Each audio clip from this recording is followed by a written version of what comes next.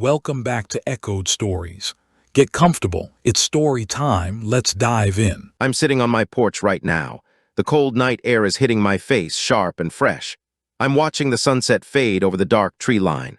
My phone is lying on the glass table next to me, and it hasn't stopped vibrating for 3 straight hours. It's actually buzzing so much it's slowly inching toward the edge of the table. I'm not going to catch it.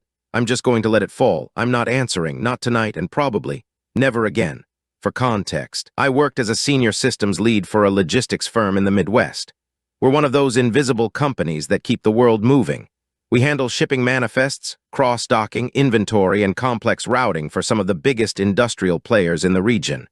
If we mess up, factories 3 states away stop production. It's not a glamorous job. The office smells like stale coffee and diesel exhaust from the loading docks. The server room is basically a converted closet with an industrial fan pointed at the racks to keep the hardware from melting. I've been with this company for 8 years.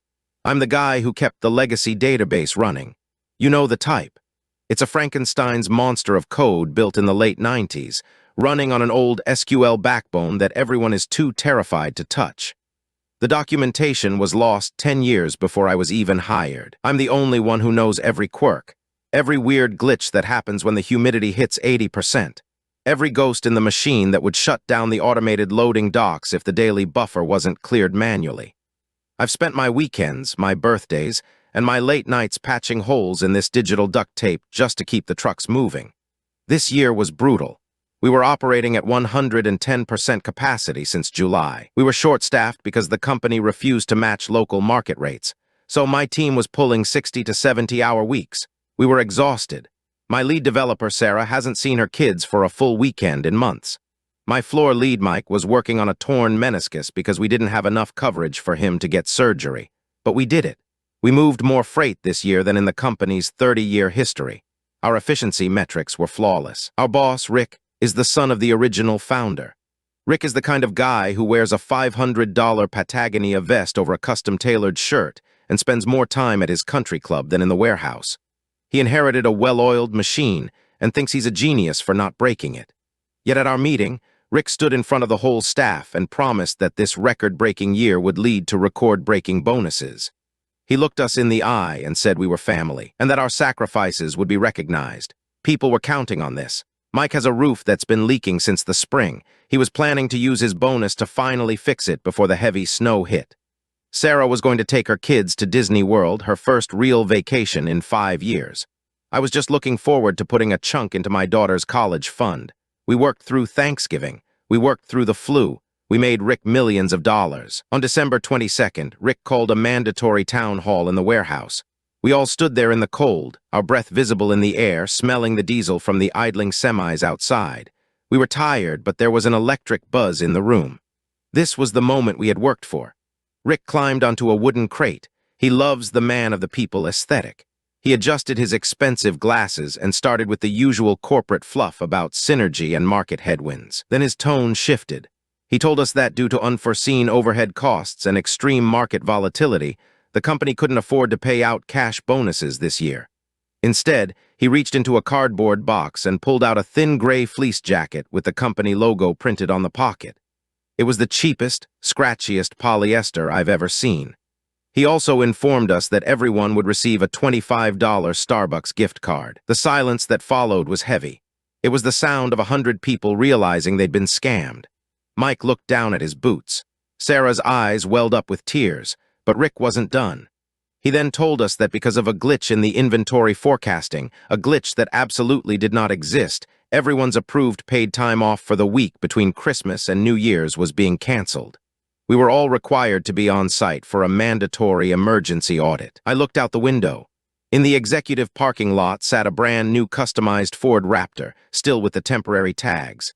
I also knew, because I have access to the digital invoices for the corporate expense account, that Rick had just cleared a $150,000 down payment for a 40-foot cabin cruiser. He didn't lose money. He just decided that his new boat was worth more than the roofs over our heads. I went to his office after the meeting. I didn't yell, I just said, "Rick, the guys are at a breaking point. Mike has a leaking roof. Sarah hasn't seen her kids. If you pull the bonuses and cancel the time off now, you're going to lose the soul of this company. People won't just be unhappy, they'll be gone." Rick didn't even look up from his phone. He was scrolling through a boat catalog. He just chuckled and said, "Jim, you're too emotional. Everyone is replaceable. This is a business, not a charity. They should be grateful they have jobs in this economy."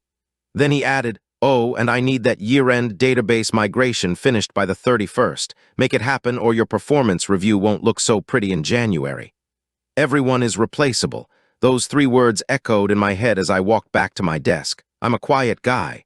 I've always been the one to stay late and fix the mess. But something in me snapped. I realized that for 8 years, I wasn't an asset. I was just a part that Rick thought he could run until it broke, then swap it out for a cheaper version. I went back to my desk and started working, but I wasn't working on the migration. See, our legacy system is a delicate ecosystem. Every year on December 31st, the database reaches its hard-coded maximum entry limit for the fiscal year.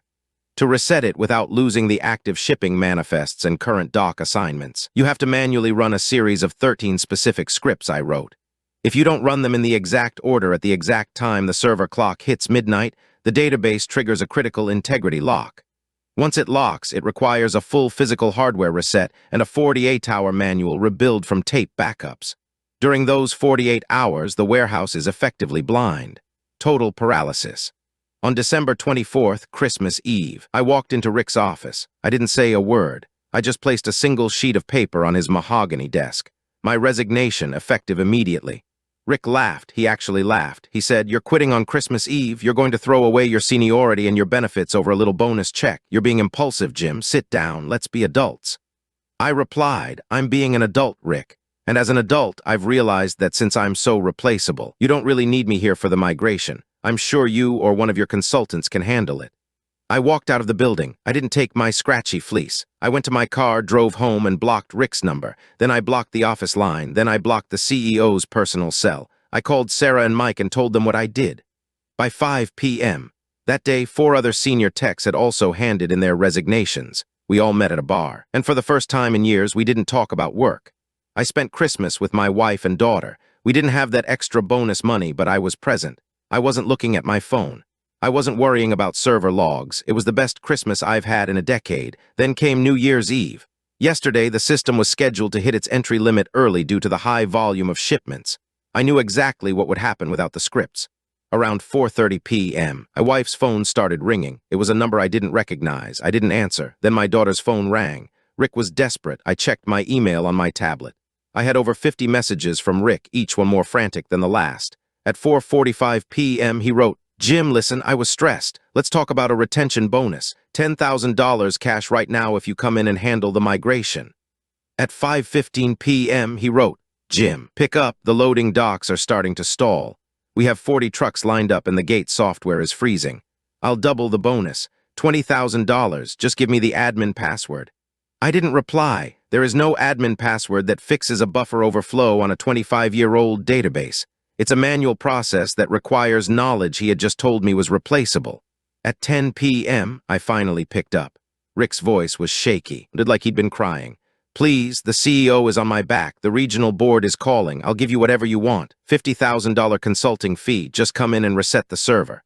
I took a sip of my beer. I thought about Mike and his leaking roof. I thought about Sarah and her kids. I thought about the gray, scratchy fleece sitting in a box. "Rick," I said, my voice calm. "I thought about it. I really did. But then I remembered what you told me. Everyone is replaceable. I'm sure you can find someone on Craigslist to fix that legacy code by morning. After all, it's just business, right? Not a charity. Happy New Year, Rick." I hung up and permanently blocked that number too. I heard from Mike this morning. The company lost over $400,000 in late fees and canceled contracts in just 24 hours. 2 of their biggest clients have already pulled their accounts. As for me, I already have 3 job offers. One is for a director of IT position with a starting salary 40% higher than what I was making. They even offered a signing bonus that will cover Mike's new roof and a trip to Disney for Sarah's family. I'm bringing my whole team with me. Rick wanted a boat. Instead, he got a sinking ship.